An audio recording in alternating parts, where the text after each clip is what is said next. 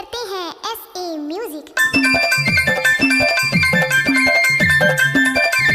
DJ Prakash sound service Pushparajgarh. DJ Prakash sound service Pushparajgarh.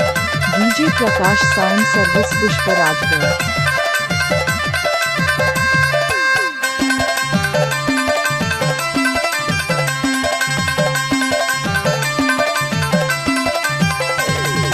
जिला डिंडोरी घूमे लया बे तो लगाना गवा हूँ ददरियाला सुन ले संगवारी दे चढ़ा बजा सरयाला तोला घुमा हूँ रानी वो दे सारा से ताल देवरगढ़ के डोंगर दिखा हूँ रानी वो जिला डिंडोरी घूमे लया बोला गाना गवा बे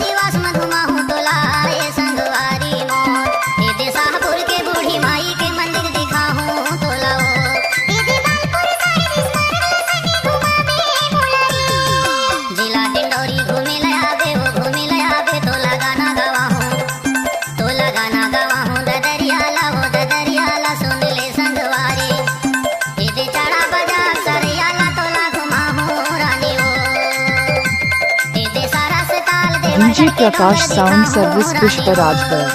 DJ Prakash sound service Pushprajgarh.